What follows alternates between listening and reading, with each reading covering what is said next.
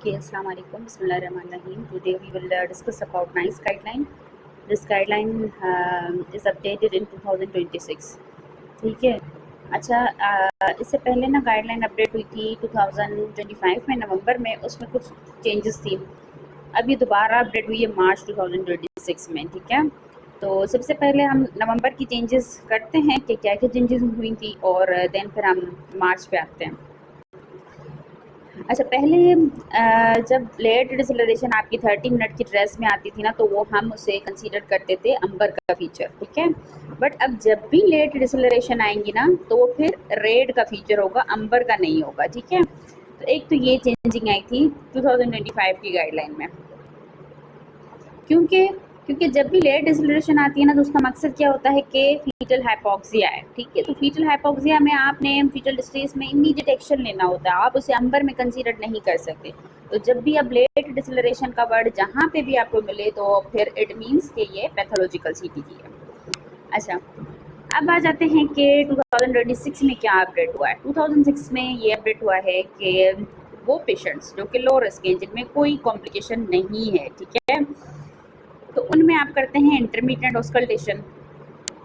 Okay. अच्छा, अब जब आप इंटरमीडिएट ऑस्कल्टेशन करते हैं ना, तो उसे आप कैसे करते थे? आप फीटल अल्ट्रासाउंड ऑस्कल्टेट करते थे पीनाट के थ्रू या डॉप्लर के थ्रू, देन फिर आपने उसे एक पार्टोग्राम में आप उसे मेंशन करते थे। अब 2026 की गाइडलाइन में जो अपडेट हुआ है ना, तो उन्होंने ये कहा है कि लाजमी नहीं है कि आप पार्टोग्राम में ही उसको ड्रा करके मेंशन करें। आप किसी भी पेपर पे जो भी आपके पास फैसिलिटी मौजूद हो, कोई मशीन हो, कोई कंप्यूटर सिस्टम हो, या कोई पेपर हो, ठीक है, प्लेन पेपर हो, तो उसमें भी आप मॉनिटर कर सकते हैं, उसको मेंशन कर सकते हैं। ठीक है। अच्छा, उसके अलावा जब भी आप फीटल हार्ट साउंड ऑस्कल्टेट करेंगे, तो साइमल्टेनियसली आपने मैटरनल पल्स भी चेक करनी है उसी वक्त, ताकि आप डिफ्रेंशिएट कर सकें कि आया ये मैटरनल पल्स तो नहीं है। ठीक है, तो इस वजह से आपने जब भी ऑस्कल्टेट करने फीटल हार्ट साउंड, तो साथ साथ आपने मैटरनल पल्स भी देखनी है। और अगर आप डिफ्रेंशिएट ना कर पाएँ, तो फिर आप अपने सीनियर को इन्वॉल्व कर दें। ठीक है, तो ये थी चेंजेस। अब स्टार्ट करते हैं सीटीजी की गाइडलाइन 2026 की। बाकी पूरा सेम है। अच्छा, सीटीजी को करने के लिए ना आपको एक फार्मूला मालूम होना चाहिए, डॉक्टर सी ब्रेविटो। ठीक है, doctor for determine the risk. तो सबसे पहले हम रिस्क करेंगे कि हमने कौन कौन से रिस्क डिटरमाइन करने होते हैं। दो टाइप्स के पेशेंट्स होते हैं आपके पास, एक तो होते हैं लो रिस्क, ठीक है, और एक होते हैं हाई रिस्क। जो लो रिस्क पेशेंट होते हैं ना, इट मीन्स कि जिनमें कोई रिस्क फैक्टर नहीं है, ना कोई एंटीनेटल रिस्क फैक्टर है, ना कोई इंटरपार्टम रिस्क फैक्टर है, ना कोई फीटल रिस्क है। ठीक है, तो ये पेशेंट आपके आते हैं लो रिस्क में, जिनमें आपने कंटिन्यू सीटीजी नहीं करनी होती, आप इंटरमीडिएट ऑस्कल्टेशन करते हैं। ठीक है। अच्छा, अब दूसरे पेशेंट हैं आपके पास हाई रिस्क, जिनमें कोई ना कोई रिस्क फैक्टर आपको मिलता है, या तो आपको एंटीनेटल मैटरनल रिस्क फैक्टर मिलेगा, या कोई फीटल रिस्क फैक्टर मिले, या कोई इंटरपार्टम रिस्क फैक्टर मिले, तो उसे आप कहते हैं हाई रिस्क, जिनमें आपने कंटिन्यू सीटीजी करनी होती है थ्रू आउट लेबर। ठीक है, सो आप करते हैं। तो सबसे पहले तो आप ना रिस्क मालूम करेंगे। तो जैसे ही पेशेंट आपके पास आई, तो आपने रिस्क असेसमेंट करनी है, डिटरमाइन रिस्क। ठीक है, फिर आप प्रोसीजर सिलेक्ट करेंगे कि आपने कैसे फीटल मॉनिटरिंग करनी है, इंटरमीडिएट ऑस्कल्टेशन करनी है या आपने कंटिन्यू सीटीजी करनी है। अच्छा, जो रिस्क असेसमेंट का प्रोसेस है ना, वो ऑन गोइंग प्रोसेस है। आपने ऑन गोइंग असेसमेंट करनी है। आपने सिर्फ जब आपके पास पेशेंट आई at the time of admission risk assessment नहीं करनी है, आपने एवरी अवर्ली रिस्क असेसमेंट करनी है। ओके, जो लो रिस्क पेशेंट हैं, जिनमें कोई रिस्क फैक्टर नहीं है, उनमें फिर आपने फीटल हार्ट साउंड ऑस्कल्टेट करने हैं बाय पिनार्ड और डॉपलर।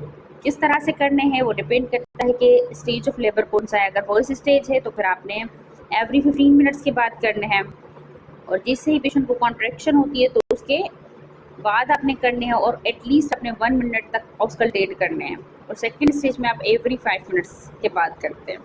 ठीक है। अच्छा, उसके साथ साथ आपने पल्पेट करनी है मैटरनल पल्स, ताकि आप डिस्टिंग्विश कर सकें कि फीटल हार्ट बीट तो नहीं है।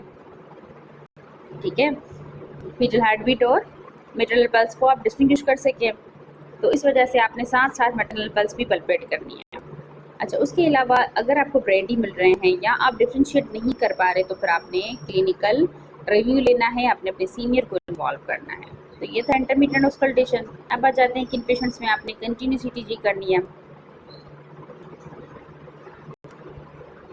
तो उसकी क्या क्या इंडिकेशन है? Antenatal maternal risk factor, antenatal foetal risk factor और इंटरपार्टनर रिस्क फैक्टर। तो अगर किसी पेशेंट में प्रीवियस सिजेरियन सेक्शन की हिस्ट्री, इट मींस कि अभी आप वीबेक कर रहे हैं, तो इन पेशेंट्स में, वीबेक के पेशेंट्स में आपने कंटिन्यूस ईटीजी करनी है। Again it is very important.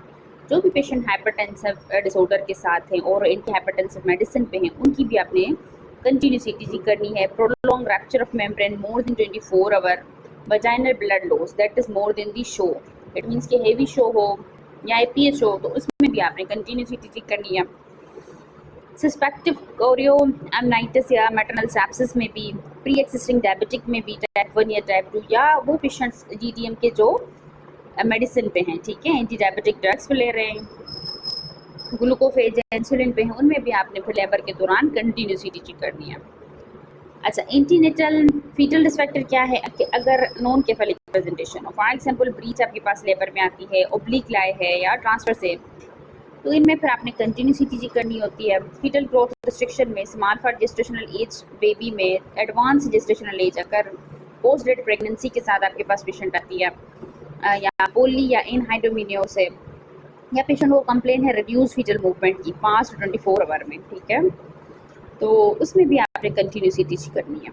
अच्छा, रिस्क असेसमेंट एक ऑनगोइंग प्रोसेस है, ठीक है, आपने सिर्फ eight the time of admission नहीं करनी है, आपने एवरी अवर्ली रिस्क असेसमेंट करनी है। और जिन पेशेंट्स में आपने कंटिन्यूस ईटीजी कर रहे हैं ना, तो फिर आप जब आप एवरी आवर के बाद आप असेसमेंट करेंगे ना, तो फिर आपने सेकंड ओपिनियन भी लेना है बाय एन अदर क्लिनिशियन, ठीक है। अच्छा, उसके बाद इंटरपार्टनर रिस्क फैक्टर कौन से हैं जिनमें आपने कंटिन्यूस ईटीजी करनी है? अगर हाइपर कॉन्ट्रैक्टेड यूट्रस है, कॉन्ट्रैक्शन 2 मिनट से ज़्यादा है या 5 कॉन्ट्रैक्शन से ज़्यादा हैं 10 मिनट्स में, वैसे नॉर्मली कितनी कॉन्ट्रैक्शन होती है? 3 to 4 कॉन्ट्रैक्शन होनी चाहिए 10 मिनट्स में, ठीक है। अगर इससे ज़्यादा है, 5 से ज़्यादा है, तो इट मीन्स कि हाइपरटोनस यूट्रस है आपका। तो इस कंडीशन में भी आपने फिर कंटिन्यूस ईटीजी करनी है। दैट्स वाई जो रिस्क असेसमेंट है वो ऑनगोइंग प्रोसेस है। निकोनियम स्कैन लाइकर अगर आपको मिल जाता है तो उसमें भी आपने कंटिन्यूस ईटीजी करनी है। मैटरनल पायरेक्सिया है तो उसमें भी आपने कंटिन्यूस ईटीजी करनी है। और पेशेंट की जो पल्स है वो टेकी में मिल रही है आपको, या सीवियर हाइपरटेंशन है, या फ्रेश वेजाइनल ब्लीडिंग है, या सस्पेक्टेड सेप्सिस है, या आपने ऑक्सीटोसिन उसको दिया है, ठीक है, आपने उसको ऑगमेंट किया है, या आपने उसको एपिड्यूरल दिया है, तो इन सारी कंडीशंस में आपने कंटिन्यूस ईटीजी मॉनिटरिंग करनी है ड्यूरिंग लेबर। ये बहुत ही इंपॉर्टेंट है, इसमें से 1-2 बीसीक्यूज आपके ज़रूर से आते हैं। अच्छा, मिकोनियम का मकसद क्या है? जब भी आपको मिकोनियम मिलता है तो इट मीन्स के कोई फीटल डिस्ट्रेस है, पोस्ट डेट प्रेगनेंसी में भी आपको मिलता है, तो इसमें भी आपने कंटिन्यूस ईटीजी करनी है। तो अब हमारा डॉक्टर हो गया, डिटरमाइन रिस्क फैक्टर हमने कर लिया। अब आ जाते हैं सी ब्रेविडो, ठीक है, जिसमें आपने contraction, baseline heart rate, acceleration, variability, deceleration and overall assessment, ये करेंगे हम वन बाय वन। तो सबसे पहले हम कॉन्ट्रैक्शन करते हैं। अच्छा, अब आ जाते हैं कि आपने सीटीजी की ट्रेस में contraction, baseline heart rate, variability, presence and absence of the deceleration and presence of acceleration, ये सारी चीज़ें देखनी होती है, ठीक है। 5 फीचर्स हैं जो कि आपने देखने होते हैं। अच्छा, जब भी आप सीटीजी करें ना, तो उसमें भी आपने यही है कि आपने 2 आवर के बाद डिफ्रेंशिएट ज़रूर करना है। आप कंटिन्यू सीटीजी कर रहे हैं तो आपने 2 आवर्स के बाद डिफ्रेंशिएट ज़रूर करना है कि आया ये मैटरनल पल्स तो आप नहीं कर रहे, ठीक है। तो किस तरह से आप डिफ्रेंशिएट कर सकते हैं सीटीजी आप कर रहे हैं पेशेंट की? तो सबसे पहले मेथड यही है कि आप पिनार्ड स्टेथोस्कोप से पहले फीटल अल्ट्रासाउंड लोकेट करें, फिर वहीं पे प्रॉप रखें, ठीक है, या आप अल्ट्रासाउंड से फीटल अल्ट्रासाउंड कंफर्म करें, या आप मैटरनल पल्स ऑक्सीमीटर लगा दें ताकि उसमें जो पल्स रेट आएगी ना, और फिर आप सीटीजी मशीन में देखेंगे फीटल हार्ट रेट कितना आ रहा है, दोनों सेम तो नहीं है, फिर आप इस तरह से डिफ्रेंशिएट कर सकते हैं, ठीक है। और अगर आप डिफ्रेंशिएट ना कर पा रहे हो, ठीक है, सीटीजी मशीन पे कि ये फीटल हार्ट साउंड है या मैटरनल पल्स है, तो फिर आपने अर्जेंट रिव्यू लेना है ऑब्स्टेट्रिशियन से। क्योंकि देखिए कभी कभी बच्चा आईओडी होता है फिर भी आपको सीटीजी मशीन पे फीटल अल्ट्रासाउंड मिल रहे होते हैं, ठीक है, वहाँ पे नज़र आ रहे होते हैं, वो असल में फीटल अल्ट्रासाउंड नहीं होते, वो मैटरनल पल्स होती है। इस वजह से 2026 की गाइडलाइन पे इस चीज़ पे बड़ा ही जोर दिया गया है कि आपने मैटरनल पल्स को डिफ्रेंशिएट करना है। अगर सीटीजी कर रहे हैं फिर भी आपने डिफ्रेंशिएट करना है, अगर आपने इंटरमीडिएट ऑस्कल्टेशन कर रहे हैं फिर भी आपने डिफ्रेंशिएट करना है, ठीक है। ओके, सो अब सीटीजी के कैटेगरीज है, वाइट, अंबर और रेड, ठीक है। तो वाइट जो है कि ना वो नॉर्मल में आ जाती है, जो भी नॉर्मल फीचर्स हैं वो इट मीन्स के वाइट है, जो सस्पिशियस है वो अंबर हैं, रेड अगर आ गया तो इट मीन्स के पैथोलॉजिकल। अच्छा, अगर आपको कॉन्ट्रैक्शन 5 तक मिलती है ना 10 मिनट्स में तो ये नॉर्मल है, फिर ये वाइट में आएगा। अगर आपको 5 से ज़्यादा मिलती हैं 10 मिनट्स में, या एक कॉन्ट्रैक्शन का जो ड्यूरेशन है वो 2 मिनट से ज़्यादा है, तो वो फिर अंबर में आएगा, रेड कॉन्ट्रैक्शन में है ही नहीं, ठीक है। उसके बाद आ जाए बेसलाइन फीचर हार्ट रेट पे। नॉर्मल फीचर हार्ट रेट कितना होता है? 110 टू 160 तक होता है, ठीक है। तो नॉर्मल है, ये आएगा वाइट में। अब अंबर में होता क्या है कि क्योंकि आप कंटिन्यू सीटीजी कर रहे हो, अगर आपकी लास्ट ईयर आवर्स में, ठीक है, या आपने at the onset of labour आपने की सीटीजी, उसमें जो फीटल अल्ट्रासाउंड थे वो 120 थे। अब आपने 1 घंटे के बाद दोबारा सीटीजी की तो उसमें जो फीटल अल्ट्रासाउंड आ रहे हैं ना वो 145 आ रहे हैं, तो हैं तो ये नॉर्मल रेंज में, बट प्रीवियस सीटीजी से 20 ब्रीथ पर मिनट ज़्यादा हैं, तो इससे फिर हम अंबर में कंसीडर करेंगे, ठीक है। अच्छा, अब अगर आपकी फीटल अल्ट्रासाउंड ड्रॉप हो रहे हैं 100 से 109 तक और वेरिएबिलिटी नॉर्मल है, तो ये भी अंबर का फीचर है, ओके। अच्छा, उसके अलावा या आप डिटरमाइन ही नहीं कर पा रहे बेसलाइन, तो ये भी अंबर का फीचर है, ठीक है।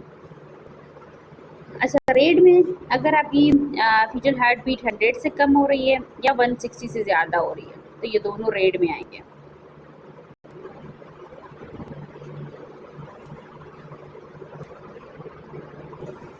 अच्छा, वेरिएबिलिटी नॉर्मल कितनी होती है? 5 to 25 तक नॉर्मल होती है, बीट्स पर मिनट नॉर्मल होती है, तो नॉर्मल है, वाइट में आएगी। अंबर में हम तब करेंगे जब आपकी वेरिएबिलिटी 5 से कम हो, 30 to 50 मिनट की ट्रेस में, ठीक है, 50 मिनट तक की ट्रेस जो है ना वहाँ तक आपने देखा है 5 से कम आ रही है, तो फिर ये अंबर का फीचर है। अगर 50 मिनट की ज़्यादा ट्रेस है और उसमें 5 से कम है, ठीक है, तो फिर ये अंबर में आप कंसीडर नहीं करेंगे, क्योंकि 50 मिनट तक तो मे भी हो सकता है कि बच्चे की स्लीप साइकिल हो, ठीक है। और अगर 50 मिनट से ज़्यादा भी हो गए हैं और बच्चे की वेरिएबिलिटी 5 से कम है, तो इट मीन्स के समथिंग इज सस्पिशियस, कि फीटल हाइपोक्सिया हो सकता है।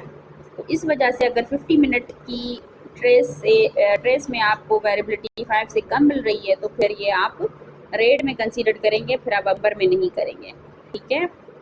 और अगर 25 से ज़्यादा वेरिएबिलिटी आपको मिल रही हो इन 10 मिनट्स, ठीक है, तो ये भी अंबर का फीचर है। अब आ जाते हैं रेड पे, ठीक है। तो अगर आपको वेरिएबिलिटी 5 से कम मिल रही हो मोर देन 50 मिनट्स, तो अब मतलब फीटल हाइपोक्सिया है, आपको स्लीप साइकिल इतनी लंबी नहीं हो सकती, 50 मिनट से ज़्यादा नहीं हो सकती, ठीक है। 50 मिनट तक आपको कम मिले तो फिर आप समझेंगे कि मे बी ये स्लीप साइकिल हो, तो इसे आप अंबर में कंसीडर करेंगे, आप अलर्ट हो जाएंगे, बट कोई एक्सपीडाइट नहीं करेंगे डिलीवरी को, कोई इमीडिएट एक्शन नहीं लेंगे। रेड मतलब कि फीटल हाइपोक्सिया है, आपने इमीडिएट एक्शन लेना है, पैथोलॉजिकल सीटीजी है, ठीक है। अच्छा, इसी तरह से अगर 25 से आपको ज़्यादा मिल रही है वेरिएबिलिटी और 10 मिनट में, मोर देन 10 मिनट्स, तब ये फिर रेड में आएगा। या साइनोसाइडल पैटर्न आपको मिल रहा है तो ये भी रेड का फीचर है, ठीक है। और अगर आपको वेरिएबिलिटी मिल ही नहीं रही तो इट मीन्स के ये कंसर्निंग फीचर है, इसमें फिर आपने एक्सपेडाइट करना होता है बर्ड को, ओके। सो अब आ जाते हैं डिसेलरेशन पे। डिसेलरेशन का मकसद क्या है कि आपकी जो हार्ट बीट है वो 50 बीट्स तक ड्रॉप हुई हो एटलीस्ट 15 सेकेंड तक, तो उसे आप कहते हैं डिसेलरेशन। ठीक है, अब डिसेलरेशन के टाइप्स हैं early, late, variable. Variable deceleration हो, उसके साथ कोई कंसर्निंग फीचर्स ना हो, तो फिर ये वाइट में आएंगी, और अर्ली डिसेलरेशन भी वाइट में आएंगी। क्यों? क्योंकि अर्ली डिसेलरेशन मोस्टली आपकी हेड कंप्रेशन की वजह से आपको मिलती हैं, और वेरिएबल डिसेलरेशन आपको कोड कंप्रेशन की वजह से मिलती है। ये दोनों नॉर्मल हैं, बट अगर कोई कंसर्निंग फीचर ना हो वेरिएबल डिसेलरेशन के साथ, तो फिर आप उसे वाइट में कंसीडर करते हैं। ठीक है, अच्छा अब आ जाते हैं कि अंबर में क्या आती हैं। ठीक है, अगर 30 मिनट की सीटीजी में, ठीक है, आपको रिपीटेटिव वेरिएबल डिसेलरेशन मिल रही है, उसके साथ साथ कंसर्निंग कैरेक्टर भी हैं, बट 30 मिनट्स तक, नॉट मोर देन 30 मिनट्स। अगर मोर देन 30 मिनट होगा तो फिर ये रेड में आ जाएगा। ठीक है, कंसर्निंग कैरेक्टर क्या है कि अगर डिसेलरेशन 60 सेकेंड से ज़्यादा हो, या वेरिएबिलिटी भी रिड्यूस हो रही हो डिसेलरेशन के साथ साथ, या आपकी बेस लाइन नॉर्मल नहीं हो रही, ठीक है, ड्रॉप होने के बाद, या शोल्डरिंग लॉस हो चुकी है। So these are the concerning characters of the variable deceleration. Okay, तो या तो आपको नॉन रिपीटेटिव डिसेलरेशन मिल रही हो बट कंसर्निंग कैरेक्टर के साथ मिल रही हो मोर देन 30 मिनट्स, तो उसे आप अंबर में करेंगे। ठीक है, कंसीडर। अच्छा, रेड ये क्या फीचर है, क्या इसको उल्टा कर दो कि आपको रिपीटेटिव वेरिएबल डिसेलरेशन मिल रही है मोर देन 30 मिनट्स, और लेट डिसेलरेशन आपको जब भी मिलेंगी तो ये फिर रेड का फीचर है, ये अंबर का फीचर नहीं है। ये आपने ज़रूर याद रखना है कि लेट डिसेलरेशन जब भी आपको मिले तो इट मीन्स के फीचर हाइपोक्सिया है, फीचर डिस्ट्रेस है, तो ये रेड का फीचर है, अंबर का नहीं है। ठीक है, अच्छा, या तो आपको एक्यूट ब्रेडिकार्डिया मिले, इट मीन्स के prolong deceleration that is lasting for 3 minutes, तो उसे आप कहते हैं एक्यूट ब्रेडिकार्डिया, तो ये भी रेड का फीचर है। ओके, सो अब हम करते हैं कि आपने मैनेज किस तरह से करना है। ठीक है, तो सबसे पहले आप इसको कैटेगराइज करें नॉर्मल, सस्पिशियस और पैथोलॉजिकल में। अगर आपको चारों फीचर्स अंबर में मिलते हैं ना, सॉरी वाइट में मिलते हैं, तो इट मीन्स कि सीटीजी आपकी नॉर्मल है, आपने जस्ट मॉनिटरिंग करनी है। ठीक है, और अगर आपको एक भी फीचर अंबर का मिलता है, 3 फीचर आपको वाइट के मिल गए और एक आपको अंबर का मिल गया, तो इट मीन्स के सीटीजी सस्पिशियस है। और अगर आपको कोई एक फीचर रेड का मिल गया या 2 अंबर के मिल गए, ठीक है, तो इट मीन्स के पैथोलॉजिकल सीटीजी है। अब इसकी 1 बाय 1 हम मैनेजमेंट करते हैं कि नॉर्मल होगी तो फिर हमने क्या करना है, पैथोलॉजिकल होगी तो फिर हमने क्या करना है, सस्पिशियस होगी तो फिर हमने क्या करना है। ठीक है, अच्छा, कुछ ना स्पेशल कंसिडरेशन है सेकंड स्टेज के बारे में। ठीक है, एक तो ये कि अगर आप इंटरमीडिएट ऑस्कल्टेशन कर रहे हैं तो आपने एवरी 5 मिनट्स के बाद फीटल अल्ट्रासाउंड ऑस्कल्टेट करने हैं, और साइमल्टेनियसली आपने मैटरनल पल्स भी देखनी है। ठीक है, उसके साथ आपने उसको डिफ्रेंशिएट करना है, क्योंकि सेकेंड स्टेज में हाइपोक्सिया का रिस्क ज़्यादा होता है। ठीक है, more frequent and rapid in second stage. Foetal hypoxia का रिस्क सबसे ज़्यादा सेकेंड स्टेज पे होता है। अच्छा, अब हमने क्या डिस्कस किया था कि अगर आपकी baseline foetal heart rate 20 beats per minute से अगर ड्रॉप होती हैं तो ये अंबर का फीचर था, अगर आपको याद हो तो।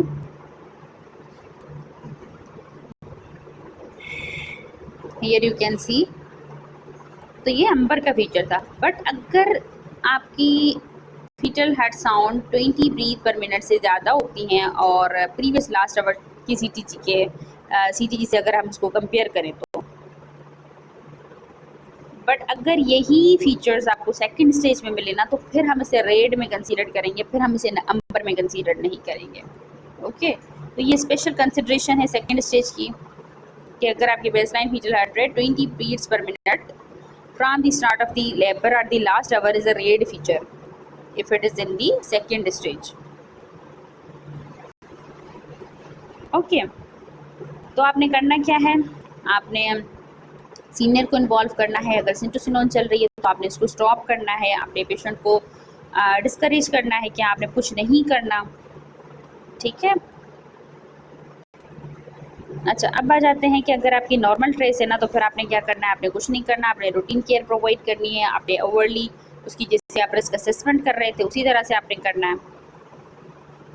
फिर अगर आपको कोई रिस्क मिलता है तो फिर आप कंटिन्यू सीटीजी करें, अदरवाइज आपने इंटरमिटेंट ऑस्कल्टेशन करनी है। अच्छा, अगर आपकी सस्पिशियस ट्रेस है, इट मीन्स कि आपको कोई एक अंबर का फीचर मिल गया है, बाकी आपको 4 फीचर रेड ये मिले हैं, ठीक है। तो इट मीन्स कि सस्पिशियस ट्रेस है, इसमें आपने करना क्या है, इसमें आप फुल रिस्क असेसमेंट करेंगे, ठीक है। कोई और रिस्क फैक्टर तो नहीं है। अगर आपको कोई एडिशनल रिस्क फैक्टर मिल जाता है, फॉर एग्जांपल पेशेंट हाइपरटेंसिव है या स्लो प्रोग्रेस है या सेप्सिस है या मिकोनियम है, तो फिर आपने अर्जेंट ऑब्स्टेट्रिक रिव्यू लेना है, आपने फीटल स्कैल्प स्टिमुलेशन करनी है। अगर फीटल स्कैल्प स्टिमुलेशन करने से आपको एक्सेलरेशन मिल जाती है तो इट मीन्स कि पॉजिटिव रिस्पॉन्स है, ठीक है। और अगर फिर भी आपने कंजर्वेटिव मेजरमेंट लिए, उसके बाद फिर आप दोबारा सीटीजी आपने की, फिर भी आपको सस्पिशियस मिल रही है, तो फिर आप एक्सपेडाइट करेंगे बर्थ, ठीक है। अच्छा, अगर आपको पैथोलॉजिकल ट्रेस मिल रही है तो फिर आपने अर्जेंट ऑब्स्टेट्रिक रिव्यू लेना है। आपने जो भी एक्यूट इवेंट है, फॉर एग्जांपल कोई कॉर्ड प्रोलैप्स नहीं हो गया या एपीएच में तो पेशेंट नहीं है, तो उन सबको आपने रूल आउट करना है और आपने इसमें भी कंजर्वेटिव मेजरमेंट लेनी है। और फिर आप दोबारा करेंगे सीटीजी, अगर फिर भी आपको पैथोलॉजिकल सीटीजी मिल रही है तो फिर आप एक्सपेडाइट करेंगे बर्थ, ठीक है। अच्छा, अगर आपको अक्यूट ब्रेडिकार्डिया मिल रहा है, इट मीन्स कि आपकी जो फीटल हार्ट रेट है वो ड्रॉप हुई है फॉर 3 मिनट्स तक, ठीक है, या आप जिसे प्रोलॉन्ग डिसेलरेशन भी कह सकते हैं। 3 मिनट्स तक आपकी ड्रॉप हुई है तो उसमें आपने अर्जेंट रिव्यू लेना है और आपने with in 9 minutes delivery decide करनी है, ठीक है।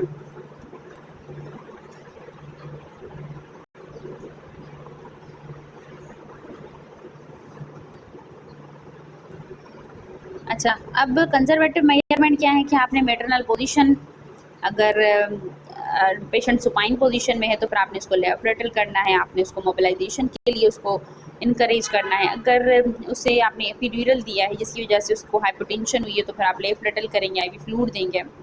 अगर आपने सिंटोसिनोन स्टार्ट कर दी और उसको हाइपर कॉन्ट्रैक्शन है तो आप सिंटोसिनोन स्टॉप करेंगे, लेफ्ट करेंगे। और उसके अलावा आपने उसको कोई भी नहीं, आपने सबकूटेनियस डायबिटोलिन उसको एज ए टोकोलाइटिक ड्रग देनी है, ठीक है।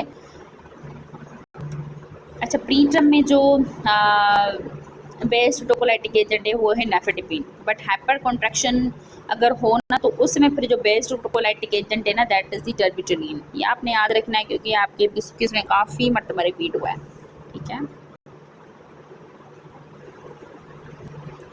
अच्छा, फीटल स्कैल्प स्टिमुलेशन और ब्लड सैम्पलिंग के लिए क्या रिकमेंडेशन है। स्कैल्प स्टिमुलेशन आप तब करते हैं जब आपको सस्पिशियस स्ट्रेस मिले ना, तो आपने स्कैल्प स्टिमुलेशन करनी है।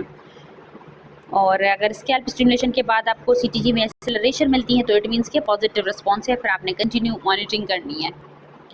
ब्लड सैम्पलिंग के लिए नाइस रिकमेंड नहीं करती कि आप ब्लड सैम्पलिंग करें, ओके। अच्छा, उसके अलावा आपने पेपर की स्पीड क्या रखनी है, आपने 1 सेंटीमीटर पर मिनट रखनी है। और जब भी आप सीटीजी करें तो उसमें आपने पेशेंट का name, husband name, hospital number और pulse rate, maternal pulse rate कितना था वो मेंशन करना है पेपर पे, ठीक है। और आप स्टोर कब तक कर सकते हैं सीटीजी के पेपर, 25 ईयर तक कर सकते हैं आप, okay. So already deceleration it means के fetal heart rate drop early in the contraction and then return to the baseline by the end of the contraction। जैसे ही आपकी कॉन्ट्रैक्शन होती है उसके साथ साथ फीटल हार्ट रेट भी ड्रॉप होती है, तो उससे आप कहते हैं अर्ली डिसेलरेशन, ठीक है। और जैसे ही कॉन्ट्रैक्शन एंड होती है तो फीटल हार्ट रेट भी नॉर्मल हो जाता है। लेट डिसेलरेशन इट मीन्स के कॉन्ट्रैक्शन जब भी हो ना तो उसके बाद आपको डिसेलरेशन मिले, ठीक है। एंड या mid to end of the contraction foetal heart rate अगर आपके ड्रॉप हो तो उसे आप कहते हैं late deceleration. Variable deceleration mostly आपको कोर कंप्रेशन की वजह से मिलती हैं और ये कॉन्ट्रैक्शन के साथ रिलेटेड नहीं होती। हाइपरटोनस इट मीन्स के कॉन्ट्रैक्शन 2 मिनट से ज़्यादा हो तो उसे आप कहते हैं हाइपरटोनस, ओके। तो यही सारी चेंजेस थी 2026 की गाइडलाइन में, ठीक है, कि आप पहले तो था ना कि आपने रिकॉर्ड करना है फीटल हार्ट रेट, आपने रिकॉर्ड करना है कहाँ पे, पार्टोग्राम पे, ठीक है। अब ये है कि आप फीटल हार्ट रेट रिकॉर्ड कर सकते हैं, किसी भी पेपर पे कर सकते हैं, या आपके पास कोई भी हॉस्पिटल में रिकॉर्डिंग सिस्टम हो उसमें आप रिकॉर्ड कर सकते हैं। और किस तरह से आपने सुनने हैं, पीनाट के थ्रू या आप डॉक्टर अल्ट्रासाउंड के थ्रू सुन सकते हैं। और आपने उसको डिफ्रेंशिएट करना है मैटरनल पल्स के साथ, ठीक है। तो ये चेंजिंग थी मार्च 2026 की गाइडलाइन में, कि आपको समझ आ जाए कि 2026 की गाइडलाइन में क्या अपडेट हुई है, कि आप रिकॉर्डिंग सिस्टम कोई भी आप ले सकते हैं, चाहे वो प्लेन पेपर हो या आपके पास कोई भी हॉस्पिटल में रिकॉर्डिंग सिस्टम हो, वहाँ पे आप फीटल हार्ट साउंड रिकॉर्ड कर सकते हैं। बट आपने मैटरनल पल्स भी साइमल्टेनियसली देखनी है, उसको डिफ्रेंशिएट करना है मैटरनल पल्स के साथ। नवंबर में ये अपडेट हुई थी कि लेट डिसलरेशन, पहले अंबर का फीचर था, अगर लेट डिसलरेशन आपको विद इन 30 मिनट्स मिलती है तो फिर ये अंबर का फीचर था। बट अब ये है कि जब भी आपको लेट डिसलरेशन मिलेंगी तो फिर ये आपका रेड में आएगा, अंबर में नहीं आएगा, क्योंकि जो लेट डिसलरेशन है वो लिंक्ड करती हैं फीटल हाइपोक्सिया के साथ, जिसमें आपने क्विक और अर्ली रिस्पॉन्स देना होता है, ठीक है। और पहले इस तरह से था कि repetitive late deceleration, periodic late deceleration, अब नॉन रिपीटेटिव लेट डिसलरेशन, अब सिर्फ लेट डिसलरेशन, चाहे वो फिर रिपीटेड हो या नॉन रिपीटेटिव हो, दोनों ही आपकी फिर रेड में ही आएंगी, ओके। डिपेंड नहीं करता कि ड्यूरेशन क्या है उनका, या कौन से फीचर्स हैं, कौन सी नेचर है, रिपीटेड है या नॉन रिपीटेड है। लेट डिसलेशन का वर्ड जब भी आएगा तो उसे आप रेड कंसीडर करेंगे, आप पैथोलॉजिकल सीटीजी करेंगे और आपने अर्जेंट उसको रिस्पॉन्स देना है।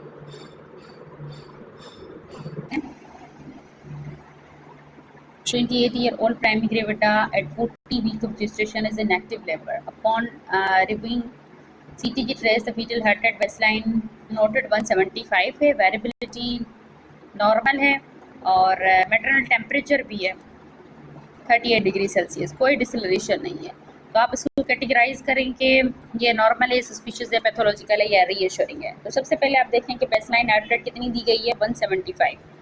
तो हमने क्या डिस्कस किया था कि अगर 160 से ज़्यादा फीटल हार्ट बीट होगी तो फिर ये रेड का फीचर होगा, ठीक है। तो एक भी अगर आपको रेड का फीचर मिल रहा है तो इट मीन्स के पैथोलॉजिकल है, चाहे फिर उसके बाकी फीचर्स नॉर्मल हो, वेरिएबिलिटी नॉर्मल हो, कोई डिसलरेशन नहीं है, फिर भी एक आपको रेड का फीचर मिल गया तो इट मीन्स कि ये पैथोलॉजिकल सीटीजी है। तो यहाँ पे होगा सी।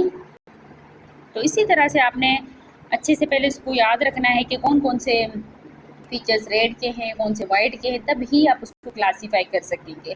अगर आपने क्लासिफिकेशन ही उसकी गलत कर दी ना, आपको मालूम ही नहीं है कि पैथोलॉजिकल है या सस्पिशियस है या नॉर्मल है, तो फिर आगे आप मैनेजमेंट नहीं कर पाएंगे, ठीक है। अच्छा, अब सेकंड सिनेरियो है कि लेबर के दौरान पेशेंट आपके पास आई है जिसकी बेसलाइन वेरिएबिलिटी है 3 बीट्स पर मिनट, नॉर्मल कितनी होती है 5 to 25 तक होती है, तो इट मीन्स कि 5 से कम है। That has persist for last 60 minutes. तो हमने क्या डिस्कस किया था कि 50 मिनट्स तक अगर आपकी बेसलाइन वेरिएबिलिटी 5 मिनट्स से बिलो है तो इट मीन्स कि सस्पिशियस सीटीजी है, इट मीन्स कि अंबर का फीचर ही है। बट अगर 50 मिनट से ज़्यादा हो गए हैं तो फिर ये रेड में आएगा, फिर ये अंबर में नहीं आएगा, क्योंकि 50 मिनट्स तक स्लीप साइकिल भी हो सकती है। मोर देन 50 मिनट्स तो इट मीन्स कि फीटल हाइपोक्सिया है या फीटल डिस्ट्रेस है। So here is the red. तो इसी तरह से आपके BCQs आते हैं। फिर नंबर 3 पे आ जाएं। CTG trace show the repetitive deceleration and these deceleration are last more than the 60 second, show a return to the baseline, slow return to the baseline। तो it means के variable deceleration है with concerning features के साथ। कब तक है? more than 30 minutes, 35 minutes तक आपको वेरिएबल डिसलरेशन मिल रही हैं विद कंसर्निंग फीचर्स। तो इसकी मैनेजमेंट ऑप्शन आपसे पूछ रहे हैं, तो ये किसका फीचर है? रेड का है। इट मीन्स के पैथोलॉजिकल सीटीजी है। इसमें आपने करना क्या होता है, आपने अर्जेंट रिव्यू करते हैं, आप कंजर्वेटिव मेजरमेंट करते हैं, देन फिर आप दोबारा करते हैं CTG. So here is C is correct, start the conservative measure and obtain an urgent obstetric review.